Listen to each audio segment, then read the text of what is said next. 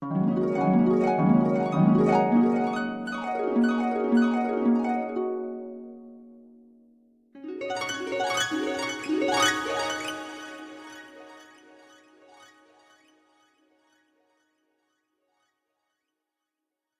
disampaikan oleh Ad-Daniyan ilallah wa Rasulih Habibun al-Mahbub al-Habib Husain Ibn Sayyidul Walid al-Habib Abdurrahman al-Habsyi fa'alaihi falyatafaddal. Bismillahirrahmanirrahim.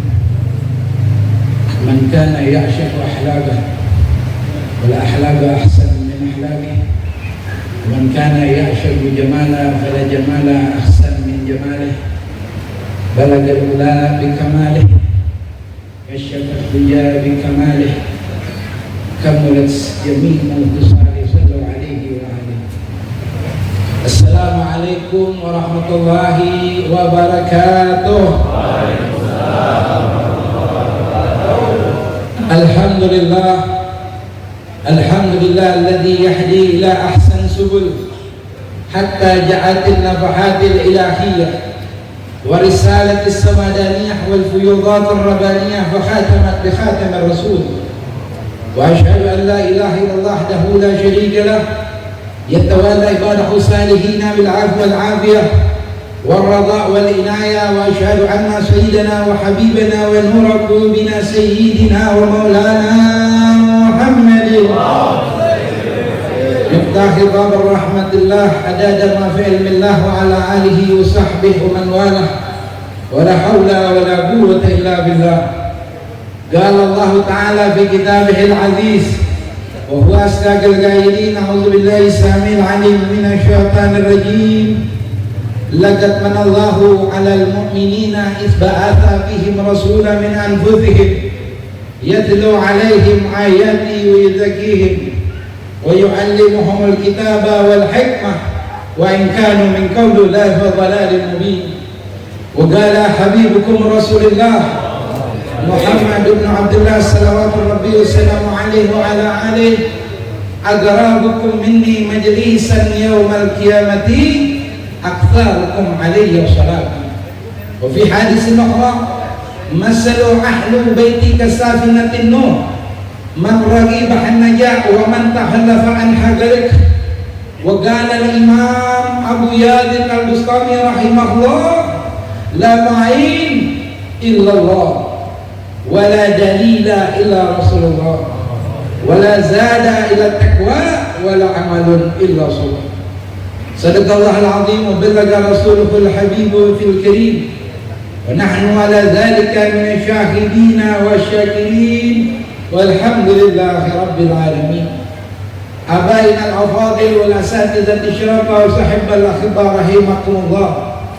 Yang sama-sama kita hormati dan kita muliakan para orang tua, para sepuh, para tokoh-tokoh masyarakat, wabil khusus lil khusus yang sama-sama kita hormati hadimul majlis Salahul Bahriyah, guru kita Habib Idrus bin Hashim Ubaidillah Al-Bahar.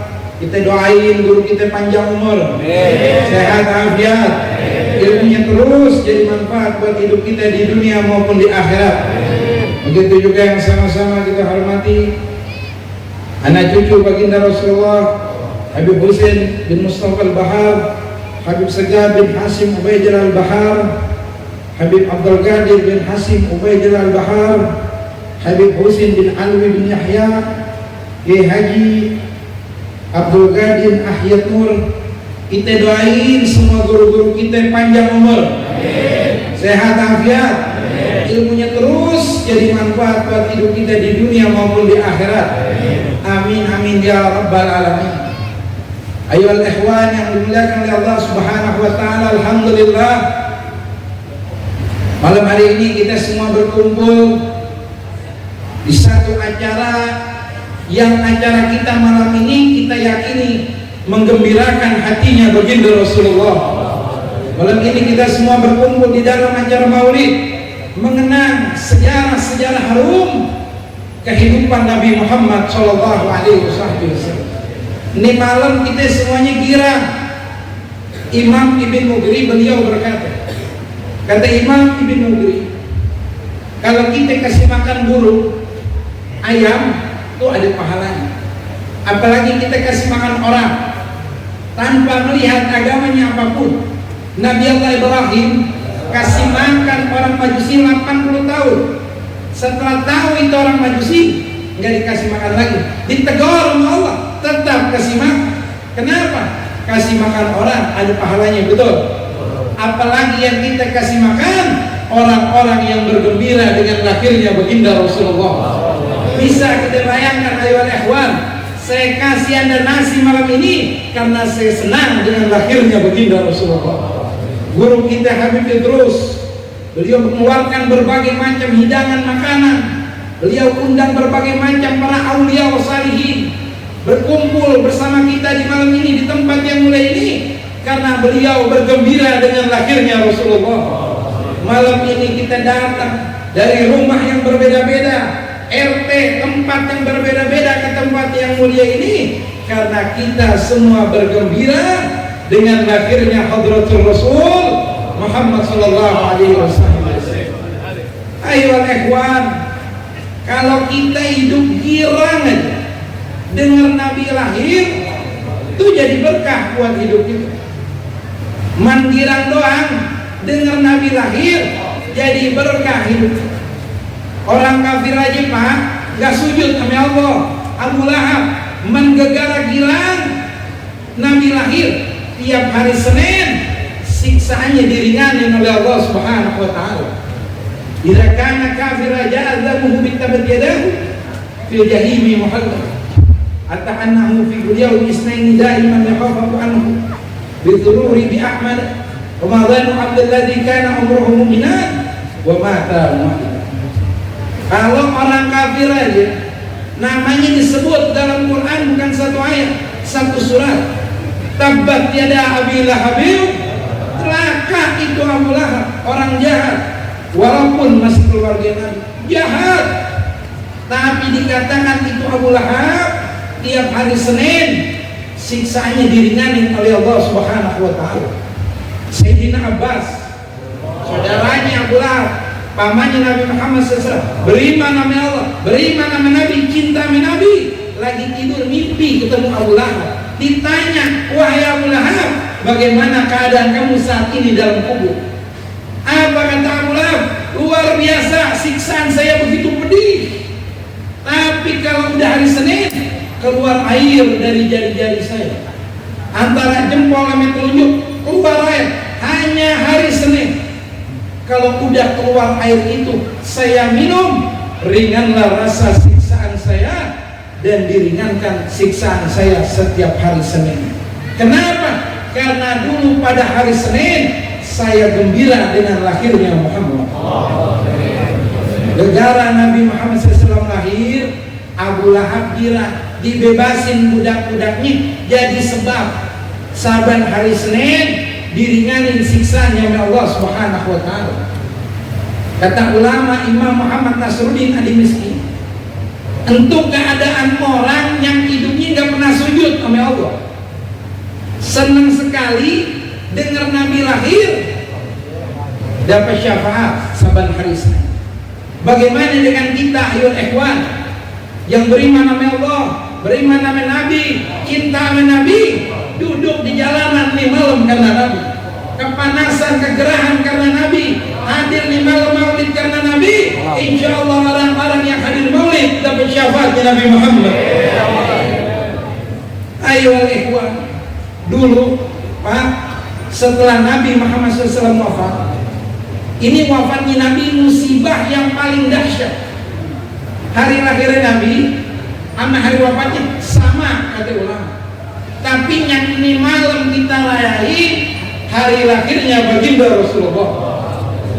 Walaupun lahir dan wafatnya Nabi, kata Nabi, hayati khairul lakum wa mamati khairul lakum.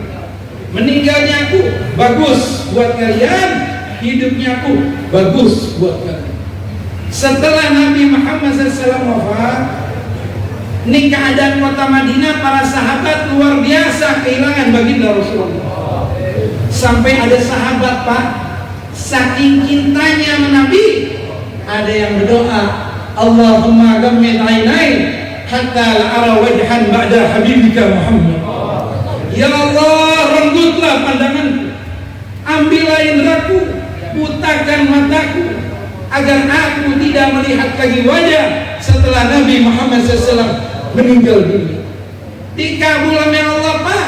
Detik itu juga matanya buta, para sahabat datang menjenguk. Jadi sudah tidak ada kenikmatan bagi mereka, para pencinta yang biasa berkumpul sama Nabi. Setelah ditinggal wafat, keadaan para sahabat begitu luar biasa, sehingga Sayyidina Bilal bin Rabah setelah wafatnya Nabi enggak betah tinggal di kota Madinah. Udah ditahan-tahan, enggak mau. Kenapa? Keluar rumah nangis. Kenapa? Di jalanan itu saya selalu bersama Rasulullah.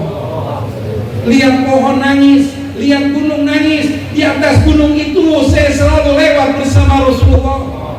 Semua selalu terkenang ingatan bersama Rasul. Enggak betah Pak. Keluar dari kota Madinah setahun enggak nginjak kota Madinah. Lagi tidur mimpi ketemu sama Nabi. Apa kata Nabi? Ya fautana ya Bilal. Wahai Bilal, kemana aja udah lama yang tinggal di Allah ke Makkah, nggak masuk kota Madinah. Ada apa? Ente musuhan sama anak wahai Bilal. Nangis Sayyidina Bilal di dalam tidur. Musim haji dibawa bini sama anak-anaknya berangkat ke kota Madinah.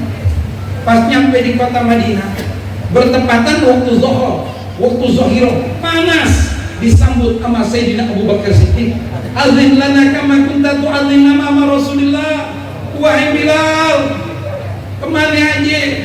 Biasa ini azan depan Nabi. Kita rindu pengen dengar suara itu. Apa kata Bilal? Maaf, saya keluar dari kota Madinah. Bukan saya nggak mau azan lagi, tapi hati saya selalu terbayang wajahnya baginda Rasulullah. Yang lain aja, karena muadzin Rasulullah saat itu ada banyak. Ada Abdullah bin Rawaha, ada yang lain. Jangan saya, yang lain aja.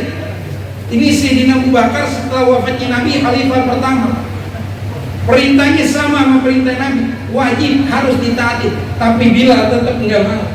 Akhirnya datang dua anak muda yang baru tumbuh dengan cahaya yang indah, cucu Nabi Muhammad SAW, yaitu Sayyidina Hasan dan Sayyidina Husain. Kakak beradik Pak, yang biasa digendong-gendong sama Nabi. Yang Nabi kalau imamin sholat, kedua cucunya naik di atas punggungnya baginda Rasulullah. Nabi gak angkat kepalanya, saking sayangnya dengan Sayyidina Hasan dan Husain. Yang Nabi kata sahabat Pak, itu kalau udah di rumah main kuda-kudaan, Sayyidina Hasan dan Husain naik di atas punggungnya baginda Rasulullah. Sayyidina Hasan dan Husain menghampiri Bilal. Bilal menangis ketika melihat dua cucunya Nabi.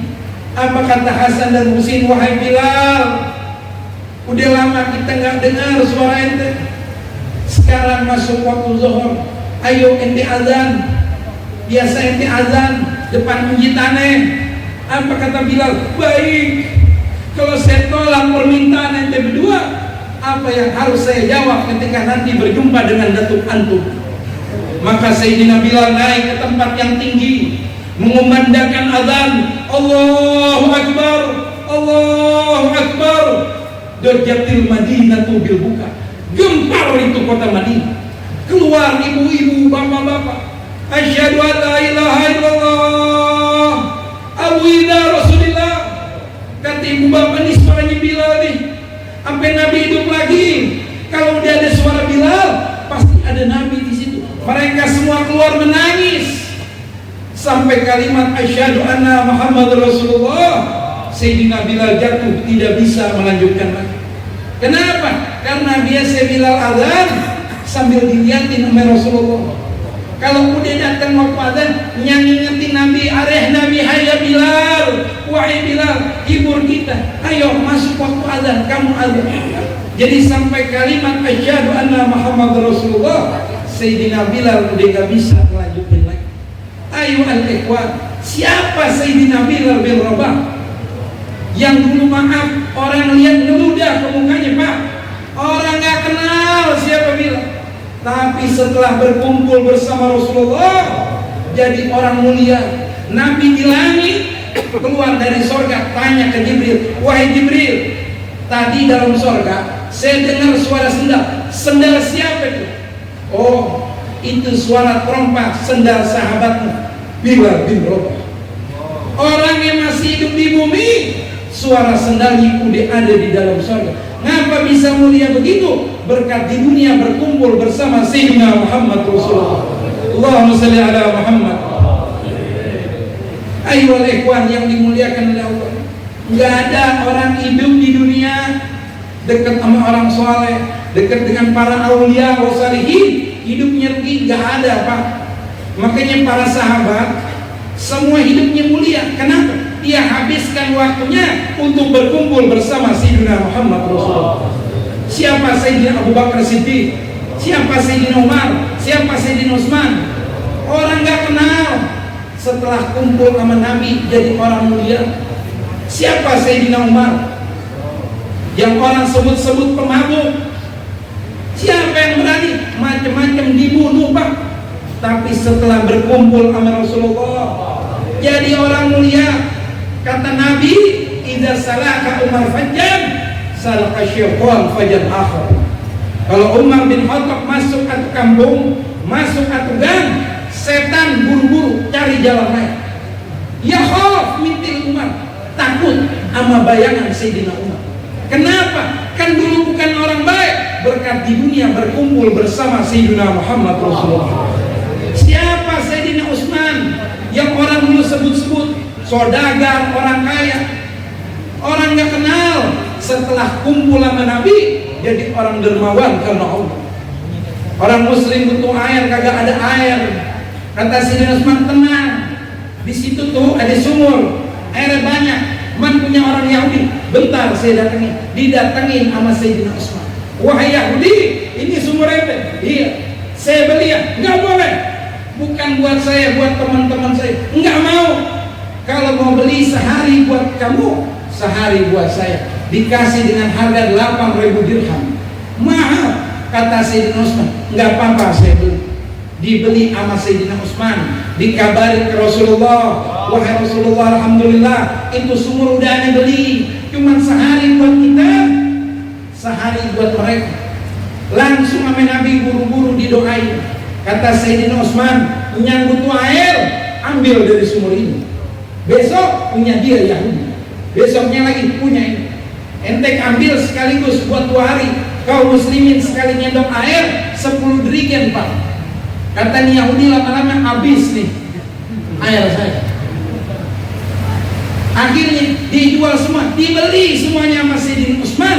Subhanallah, sampai detik ini sumur tersebut masih utuh dan diambil manfaatnya oleh kaum muslimin. Siapa Sayyidina Utsman? Yang waktu wafatnya, Pak, lagi baca Al-Quran, dibunuh pas lagi baca Al-Quran. Kata ulama, pas kalimat wal yatalattaf wa la yushrana bihim ahad, surat Kahfi.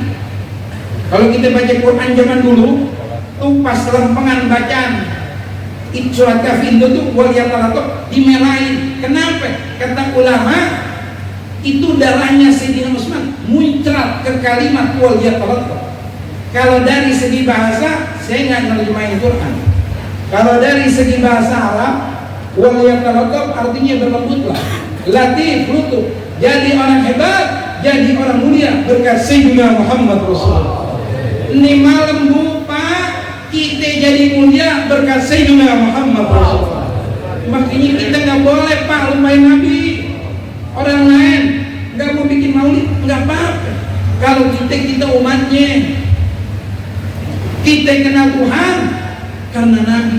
Dia kagak mau bikin maulid, nggak apa-apa, nggak ada untung, nggak ada rugi buat kita. Tapi kalau kita dididik tahu diri sama Allah, dididik tahu diri sama baginda Rasulullah. Mana dalilnya? Nabi ketika sampai di kota Madinah, orang Yahudi pada puasa, Pak. Kata Nabi, ini dalam rangka apa nih yang pada puasa? Iya, kita puasa hari ini karena dulu Nabi Musa dikasih kemenangan atas Tuhannya dari musuhnya Firaun. Jadi kita pada puasa. Kata Nabi, ntar dulu, mestinya yang merayakan kemenangan Nabi Musa kami umat Islam. Kenapa Nabi lahir hari Senin? Yang hari Senin Nabi puasa. Apa karena hari Senin mulia? Enggak. Hari-hari itu sama semuanya. Hari Senin jadi mulia karena Nabi lahir di hari itu. Nabi puasa, betul, karena Nabi lahir. Nabi merayakan maulidnya sendiri, betul, karena berterima kasih kepada Allah Subhanahu wa ta'ala. Ini malam kita kumpul ayyuhal ikhwan karena kita merasa senang dengan kehadiran lahirnya baginda Nabi besar Muhammad sallallahu alaihi wasallam. Nabi berjuang buat kita luar biasa, Pak. Kita semua pernah dengar yang namanya Gunung Uhud. Gunung Uhud nama batu. Gunung yang isinya batu semua. Gunung yang warnanya kemerah-merah. Mudah-mudahan Allah takdir kita semua bisa berangkat ke sana, amin. Ini orang kafir, Pak. Pas dia tahu Nabi bakal perang di gunung itu, buru-buru dia gali itu batu. Dia bongkar itu batu supaya jadi lubang untuk menjebak baginda Rasulullah. Nabi hadir di pertempuran itu, kaum muslimin dipukul mundur, maka Nabi berjalannya waktu ikut mundur terbelakang, terperanjatlah jatuh Nabi ke batu besar yang ada di dalam lubang. Nabi pakai penutup kepala namanya khuzah, kalau kita sebut helm. Ini helm khusus buat perang, terbuat dari besi amin dari baja. Nabi pakai yang dari besi. Ketika Nabi jatuh, terbenturlah jidatnya Nabi ke batu besar yang ada di dalam lubang itu. Maka robeklah rubaiyatuh, di atas pelipisnya Nabi robek, Pak. Nabi kesakitan bukan main. Pas Nabi angkat kepala mau bangun, tahu-tahu ini orang-orang kafir udah nunggu di atas dengan pedang-pedang yang besar. Dia membabi buta, dia pukuli kepalanya baginda Rasulullah. Dipukul dari kanan, nancap besinya ke sebelah kanan pipinya baginda Rasulullah. Pukul dari kiri, nancap besinya ke sebelah kiri pipinya baginda Rasulullah. Enggak puas, dipukul lagi dari atas, nancap besinya ke jidatnya baginda Rasulullah. Terdampar diam jatuh baginda Rasulullah. Para sahabat mengira Nabi wafat. Sayyidina Abu Bakar buru-buru loncat turun ke bawah, berusaha ngangkat, gak ada daya dan upaya. Kata Sayyidina Abu Bakar, demi Allah, saya gak bisa lihat mana hidungnya Nabi, mana matanya Nabi, mana bibirnya Nabi, semua dipenuhi dengan darah. Saya mau angkat, gak ada daya dan upaya. Abu Ubaidah dari atas loncat turun ke bawah, diangkat, dibawa ke atas, dilepas tumpah helm-helm besi yang nancep di wajah-wajah Nabi. Gak ada yang copot, Pak, sampai dibantu sama giginya Abu Ubaidah. Detik itu juga rontoklah gigi Abu Ubaidah Ibnu Jarrah. Ketika rontok, Allah kasih keramat, wajahnya langsung bercahaya, menjadi sahabat yang paling tampan, kata sahabat-sahabat. Kenapa? Dia pakai berkorban giginya untuk menyelamatkan baginda Rasulullah. Setelah copot ini helm, Pak, ini mukanya Nabi isinya darah semua. Amin. Nabi buru-buru dipepel ke jubah, ke bajunya. Kenapa? Jangan sampai ada satu tetes darah tuh yang jatuh ke bumi. Ini manusia penuh rahmat. Beliau khawatir kalau ada satu tetes darahnya Nabi yang jatuh ke bawah, tidak ada tumbuhan yang hidup, Pak. Kata Sayyidina Abu Bakar, waktu Nabi lap-lapin darahnya ke bajunya, habis itu Nabi angkat tangan berdoa. Itu Sayyidina Abu Bakar ketakutannya bukan main. Beliau menyangka Nabi bakal nyumpain ini umat binasa semua.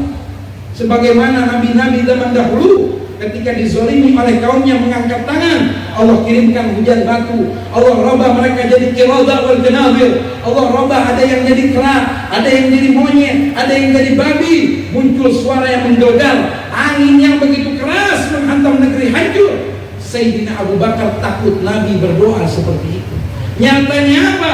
Nabi angkat tangan berdoa, ya Allah, ampuni kesalahan mereka ya Allah, karena mereka nggak tahu, mereka nggak sadar aku diutus olehmu untuk menyelamatkan mereka. Mereka nggak sadar ya Allah, jangan diazab, jangan disiksa, kasih hidayah mereka ya Allah. Allahumma shalli ala Muhammad. Sampai ada saudara manusia selembut Nabi Muhammad SAW disakitin, dizalimin, darah bercucuran di mana aja, orang lain tetap didoain. Inilah sifatnya Sayyidina Muhammad Rasulullah. Begitu luar biasa Nabi berjuang buat kita, saudara, sampai akhir detik-detik wafatnya baginda Rasulullah, ketika beliau baru siuman dari pingsannya, berada di kamarnya Sayyidatuna Aisyah, ada dua sosok malaikat yang datang menghampiri baginda Rasulullah. Ditanya, dibukain pintu sama Sayyidatuna Fatimah. Sayyidatuna Fatimah buru-buru masuk, takut, bilang ke abahnya, ya Rasulullah, abah. Fatimah nggak berani disamperin sama Rasulullah. Dibukain pintu, kamu siapa?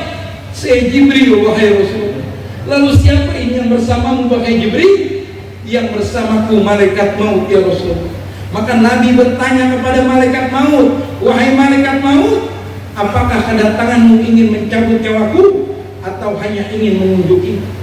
Maka malaikat maut berkata, sesungguhnya aku diperintah oleh Allah dengan satu perintah. Aku di bawah perintah. Jika engkau memerintahkan untuk mencabut nyawamu, maka aku akan lakukan. Jika tidak, maka aku tidak akan lakukan. Maka Nabi menatap wajahnya kepada Sayyidina Jibril. Lalu Sayyidina Jibril berkata, wahai Rasulullah, sesungguhnya Tuhanmu sangat rindu ingin berjumpa dengan. Nabi pun berkata, saya pun juga ingin berjumpa dengan Allah. Lalu Nabi berkata kepada malaikat Jibril, kepada malaikat maut, wahai malaikat maut, ayo cabutlah nyawaku pelan-pelan, karena sakaratul maut itu sangatlah menyakitkan. Maka malaikat maut mulai pelan-pelan mencabut ruhnya Nabi Muhammad. Dan detik itu Nabi Muhammad SAW meninggal dunia. Ketika Nabi wafat, ada 6 orang ayuhan ikhwan yang memandikan jenazahnya Rasulullah. 1. Imam Ali bin Al-Abidin. 2. Al-Abbas, pamannya Rasulullah. 3. Anaknya Imam Abbas yang bernama Fadil. 4. Anaknya Imam Abbas yang bernama Gusam. Ini Gusam, Masya Allah, beliau yang memperjuangkan dakwanya Rasul, bawa agama Islam ke negeri Uzbekistan. Yang kelima Usama bin Zaid. Yang keenam Syakran. Syakran ini budak, Pak. Saat itu Nabi beli dari Abdurrahman bin Auf. Habis dibeli sama Nabi, dia bebasin, tinggal mau pergi, dia khidmah dengan Rasul sampai Nabi meninggal dunia. Mereka berenam yang memandikan jenazahnya Rasulullah. Baru mau disiram air, muncul suara Samia Hatifan Iksinu fi kafan. Jangan buka gamisnya Rasulullah. Mandikan gamisnya, jangan dibuka. Ta'aduban penghormatan, jangan sampai ada yang melihat auratnya Rasulullah. Para sahabat saat itu nggak ada yang percaya Nabi meninggal. Ada yang berkata enggak, Nabi lagi tidur. Ada yang berkata enggak, Nabi lagi terima wahyu dari Allah. Sebagaimana Nabi Musa 40 hari hilang terima wahyu dari Allah. Para sahabat nggak ada yang percaya Nabi meninggal. Sayyidina Umar buru-buru pegang pedang. Yang berani bilang Nabi meninggal, saya tebas leher. Sayyidina Ali ketika mendengar Nabi meninggal dunia, lumpuh kakinya, tidak bisa bergerak. Beliau rela-relakan merangkak pulang, memberitahu istri putrinya Nabi Muhammad SAW. Sayyidina Utsman ketika mendengar Nabi meninggal dunia, gagu mulutnya, tidak bisa bicara. Abdullah bin Unais merasa berpisah dengan wafatnya Nabi, ikut meninggal saat itu juga. Abdullah bin Unais ini salah satu sahabat yang tulis wasiat, kalau nanti saya wafat, kuburkan saya bersama tongkat yang baginda Rasulullah berikan kepada saya. Abdullah bin Zaid dengan Nabi meninggal kabur, ngumpul di bawah gunung, akan bertangan berdoa, ya Allah butakan mataku, ya Allah. Detik itu juga dikabul matanya buta. Para sahabat nanya, Abdullah ente kenapa mata buta nggak pakai? Anak girang, doa anak dikabul oleh Allah. Emang ente berdoa apa? Saya berdoa, ya Allah butakanlah saja mata saya, ya Allah, karena bagi saya sudah tidak ada nikmatnya. Saya hidup di dunia ini setelah tidak bisa lagi memandang wajahnya baginda Rasulullah. Para sahabat saat itu akal mereka semuanya hilang, ilmu mereka semuanya hilang, kecuali 2 orang yang mantap imannya saat itu, Al-Abbas dan Sayyidina Abu Bakar Siddiq. Mereka berdua yang nenangin sahabat-sahabatnya Rasulullah. Kata Sayyidina Abu Bakar Siddiq, udah semuanya tenang, jangan ada yang masuk, ini rumah anak saya Aisyah, biar saya yang memastikan baginda Rasulullah.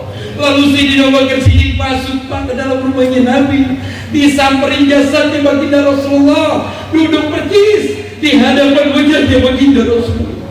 Lalu Sayyidina Abu Bakar Siddiq pelan-pelan membuka penutup wajahnya baginda Rasulullah, diciumi berulang-ulang kali oleh Sayyidina Abu Bakar Siddiq, sampai beliau ingat dulu Nabi pernah cium jidatnya Sayyidina Utsman.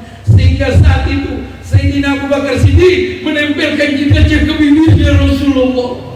Diulangi berulang-ulang kali oleh Sayyidina Abu Bakar Siddiq sampai beliau berkata, "Ibtahayyat wa maitan ya Rasulullah." Dari masih hidup sampai jadi jenazah, dirimu tidak ada henti mengeluarkan aroma bau harum ya Rasulullah. Allahumma salli ala Muhammad, Allahumma salli ala Muhammad. Rabbi warfa'na bi barakatihim wahdina al-husna bi hurmatihim wa amidna bi barakatihim wa mu'afati min al-fitan. Sallallahu ala sayyidina Muhammadin wa ala alihi wa sahbihi wasallam. Walhamdulillah rabbil alamin wa minkum. Assalamualaikum warahmatullahi wabarakatuh.